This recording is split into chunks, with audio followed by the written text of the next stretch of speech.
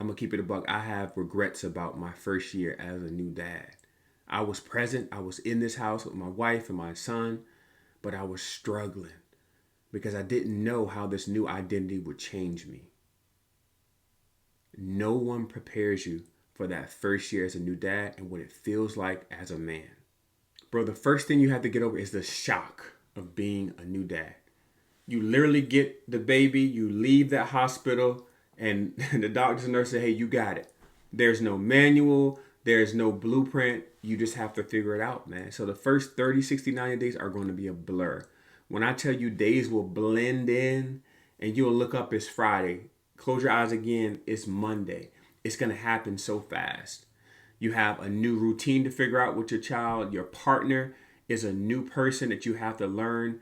And oh, by the way, you still have to figure out who you are. So all these different things are happening, man. And I would just encourage you, the first 30, 60, 90 days, give yourself some grace. You just got to get through it.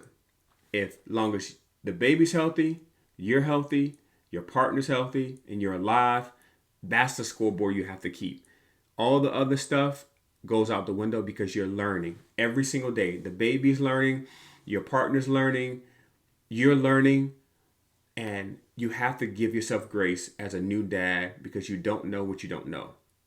The best way to describe the first 30, 60, 90 days is my son, he's 22 months now. There are pictures that I have from the first 30, 60, 90 days of his life that I don't even recognize. And I'm in those pictures. Bro, that's how crazy it is when you bring that baby home from the hospital and you're going through all of those different changes, man. So you have to give yourself grace to get through it. Here's what no one tells you about being a first-time dad. Nobody cares about you, bro. No one cares about you. It's all about the baby, your wife, or your partner. That's it. The first 30, 60, 90 days, I would argue the first year or two, bro, you're going to be putting in work. And nobody's going to be checking in. When you bring the baby over to your family, your mom and dad, your in-laws, they're going to be reaching for the baby first. Bro, you really last place. And it could do something with you. If you're used to being number one and the first priority, when that baby is born, you have to manage your emotions, bro, because it's no longer about you. No one's checking in on dad, bro. So you got to make sure you check in on yourself, that you have a good support system around you, because the dynamics in your family, in your household have changed forever, man. And if you're not careful, you could be resentful. You're not going to get the attention. All the energy is going to be on that baby. And you have to be self-aware, saying, you know what? I'm going to hold it down. I'm going to be supportive. I'm going to be stable. I'm going to be consistent. Even though I'm not getting any attention, I'm not getting any love, everybody's exhausted, bro. You're going to have to get through that silent season, bro, where you're just working, head down, working. But just know you're building a foundation for your family.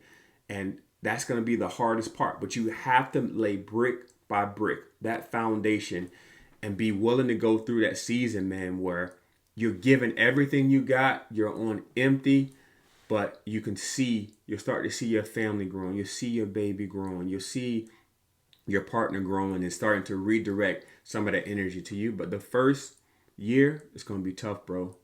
Lock in. I think the turning point for any new dad is really when that baby gets older, man.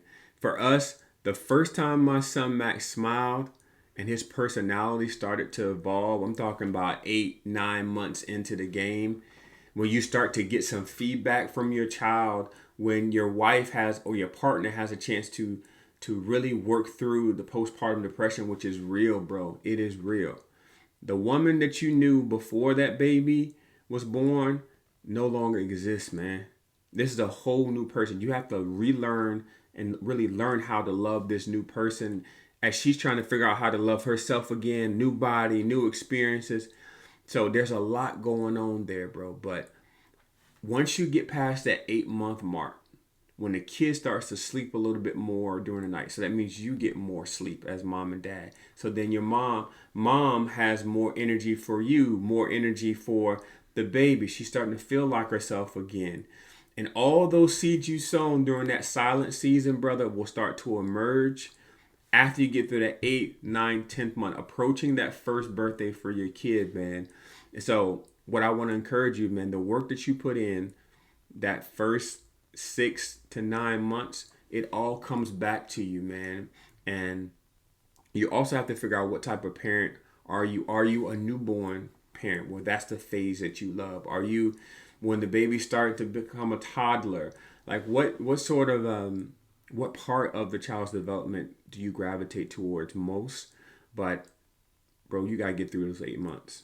Get through the 8 months, and then recognize when things start to shift, when the energy starts to shift, because the child is older.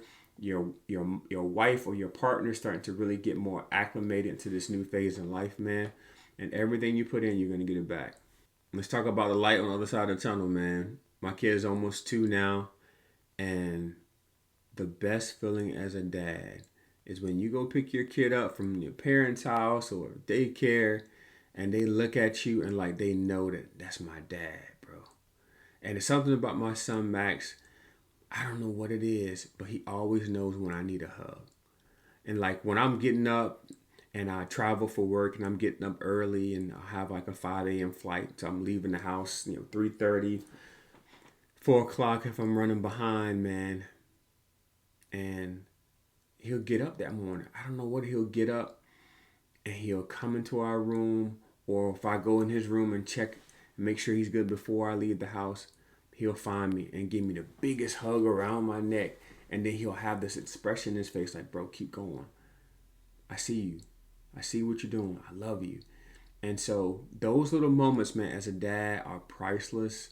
As your kid starts to grow and you're driving them and dropping them off for daycare or taking them to different play dates and just looking in that rearview mirror and just catching eye contact with your child and them knowing who you are. And that's my dad. Like those are the moments, brother, that will make the dark days, the silent season, all the work is it's going to be worth it, because your kid is going to know who you are as a dad. You're present. You have those memories. Last thing I will say, bro, take pictures. You have to take pictures every single day. Document everything. Do videos. Talk to your kid, because it's going to go by so fast. If you don't capture it, brother, you may never have the opportunity to experience it again. But keep your head. Stay focused. Keep the faith, brother. You're doing the work. You're showing up. And it's going to pay dividends, man. It's going to pay dividends. The steps of a good man are ordered by the Lord. If this added value, give it a thumbs up. Subscribe. I'm going to share more of my journey as a father, as a husband, coming from a single parent household and having a father. So everything I'm doing doesn't have a blueprint. So I'm passing it on to you so that you can learn and pass it on to the next brother. I'll see you next time.